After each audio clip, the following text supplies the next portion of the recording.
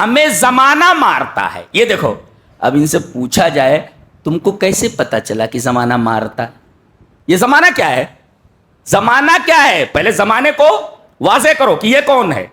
یہ کہتے ہیں کہ یہی ہماری دنیاوی زندگی جو کچھ ہے.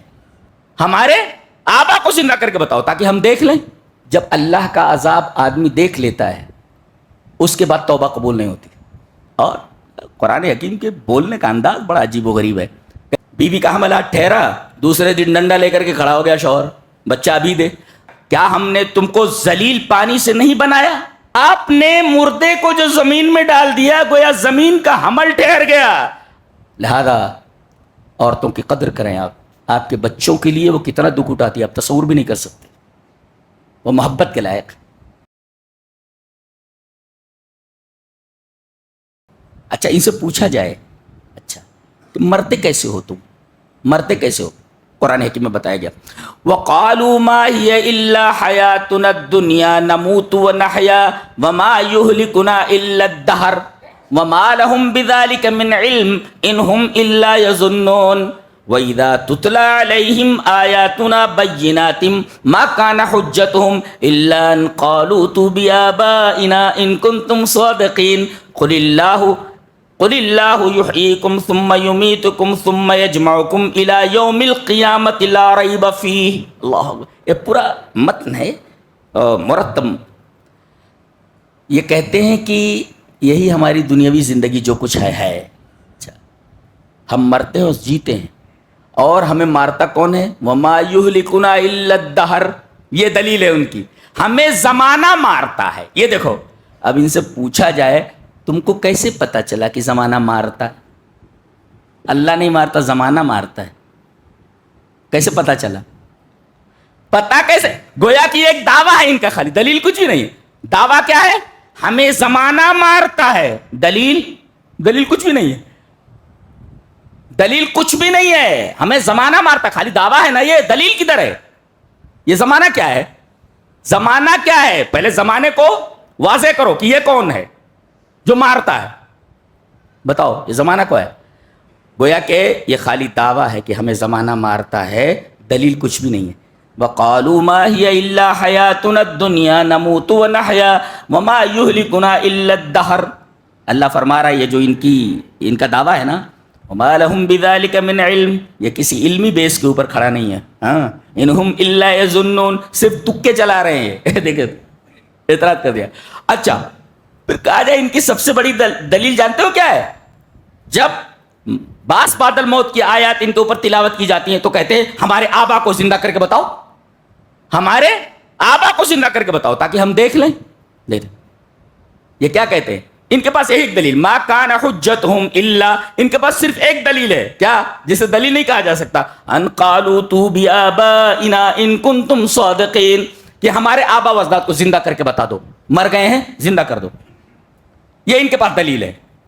جواب اس کا یہ ہے کہ ایمان بالبعث کا تعلق غیبیات سے ہے اور ایمان بالغیب معتبر ہے.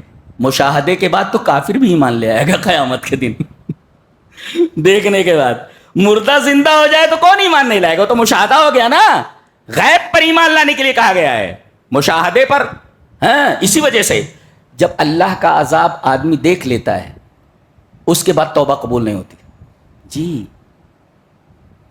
اللہ کا عذاب جب کوئی قوم دیکھ لیتی ہے پھر اس کے بعد توبہ کا دروازہ بند ہو جاتا ہے. ایسے ہی توبہ کا دروازہ اس وقت تک کھلا ہوا ہے جب تک فرشتوں کو دیکھ نہیں لیتا. اگر فرشتوں کو اس نے دیکھ لیا اور عالم بالا کے مناظر اس کے سامنے آ گئے تو پھر اب وہ کچھ بتا نہیں سکتا، وہ بند ہو جاتا. اب اگر وہ ایمان لاتا تو یہ ایمان معتبر نہیں ہے. فرعون جب ڈوبنے لگا تو یہی تو کہا تھا نا میں ایمان لاتا ہوں، اس کا ایمان معتبر نہیں ہے اس لیے کہ موت کو دیکھ لیا اس نے، فرشتوں کو دیکھ لیا اس نے، موت کے فرشتوں کو دیکھ لیا.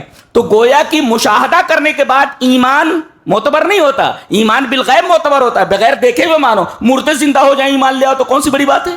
یہ تو ایمان بالمشاہدہ ہو گیا. ایمان بالغیب معتبر ہے. ایک جواب دیا گیا یہ. اور قرآن حکیم کے بولنے کا انداز بڑا عجیب و غریب ہے.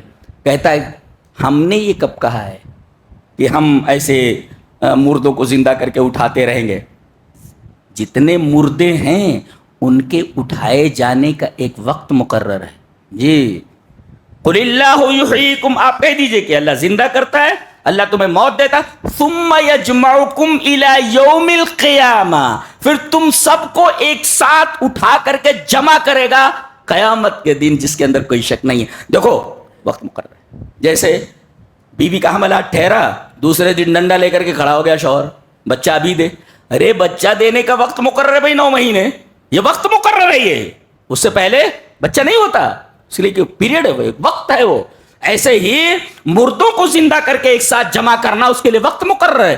تمہارے اس مطالبے کو اگر غور کیا جائے تو مطالبہ حماقت کے اوپر مبنی ہے، یہ بے وقوفانہ مطالبہ ہے، یہ اس کے لیے ایک وقت مقرر ہے، جیسے پیدائش کا ایک وقت مقرر ہوتا ہے، حمل ٹھہرتی بچہ پیدا نہیں ہوتا، اس کے لیے ایک وقت مقرر ہے۔ اور عجیب بات تو یہ ہے کہ حمل میں، بچے کی پیدائش میں اور باس بعد الموت میں بڑی حد تک مناسبت ہے، اور یہی وجہ ہے کہ اللہ تبارک و تعالیٰ نے سورہ مرسلات کے اندر ان دونوں باتوں کو جمع فرمایا ہے۔ کیا فرمایا؟ أَلَمْ نَخْلُقكُّم مِّن مَّاءٍ مَّهِينٍ فَجَعَلْنَاهُ فِي قَرَارٍ مَّكِينٍ إِلَىٰ قَدَرٍ مَّعْلُومٍ فَقَدَرْنَا فَنِعْمَ الْقَادِرُونَ أَلَمْ نَجْعَلِ الْأَرْضَ كِفَاتًا، عجیب بات ہے، پہلے کیا کہا گیا؟ کیا ہم نے تم کو ذلیل پانی سے نہیں بنایا؟ ٹھیک ہے، ذلیل پانی سے بنایا، فَجَعَلْنَاهُ فِي قَرَارٍ مَّكِينٍ، اسے ایک محفوظ قرارگاہ ہم نے تم کو رکھا ہے ماں کے رحم میں، اِلَىٰ قَدَرٍ معلوم، ایک معلوم مدت تک، 9 مہینے تک، 10 مہینے تک وغیرہ۔ اچھا، اس کے بعد فوراً تذکرہ ہو، أَلَمْ نَجْعَلِ الْأَرْضَ كِفَاتًا، کیا ہم نے زمین کو زندوں اور مردوں کو سمیٹنے والی نہیں بنایا؟ اب دیکھیے آپ، ماں کے پیٹ میں جو بچہ ہے اس کے تذکرے کے بعد زمین کا تذکرہ ہوا، عجیب ترتیب ہے نہیں؟ بے نہیں، جیسے بچہ جب پورا تیار ہو جاتا ہے تو ماں کے بدن پر زلزلہ طاری ہوتا ہے، جی موت و حیات کی کشمکش میں ہوتی ہے، لہذا عورتوں کی قدر کریں آپ کے بچوں کے لیے وہ کتنا دکھ اٹھاتی ہے آپ تصور بھی نہیں کر سکتے، وہ محبت کے لائق اور قدر کے لائق، ان کی عزت کریں آپ، جی اور بچہ تمہارے نام منسوب ہو جاتا ہے، بچہ میرا ہے بولے تو واہ بھائی، اور قیامت کے دن تمہارے نام سے اٹھایا جائے گا، وہ ماں کہاں گئی بیچاری، ماں کہاں گئی، ماں کدھر گئی ہے، تمہارے نام سے پکارا جائے، واہ واہ واہ، آپ کے نام سے پکارا جائے، پیدا کر رہی وہ، تکلیف اٹھا رہی وہ ہے، تو کیا ہم نے تم کو ذلیل پانی سے نہیں پیدا کیا؟ اچھا، فَجَعَلْنَاهُ فِي قَرَارٍ مَّكِينٍ، ایک محفوظ جگہ میں ہم نے رکھا، ماں کے رحم میں۔ اچھا، اور اس کے بعد تذکرہ کیا جا رہا ہے زمین کا، کیا ہم نے زمین کو مردوں اور زندوں کو سمیٹنے والی نہیں بنایا؟ یہ ماں کے رحم میں اور زمین میں کیا مناسبت ہے؟ مناسبت ہے، کیسے؟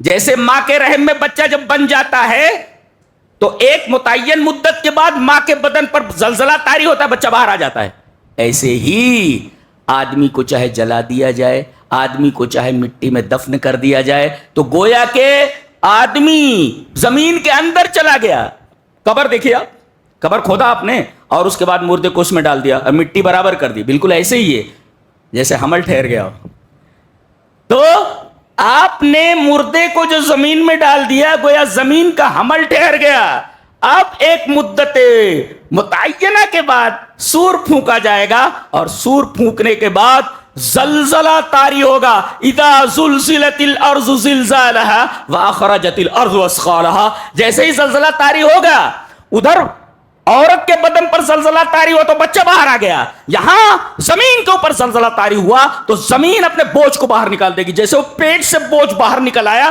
ایسے زمین پر زلزلے کے ترایان کے بعد زمین کے اندر سارے مردے جو ہیں وہ سب کے سب باہر نکل آئیں گے، تو گویا کہ دونوں میں بڑی مناسبت ہے۔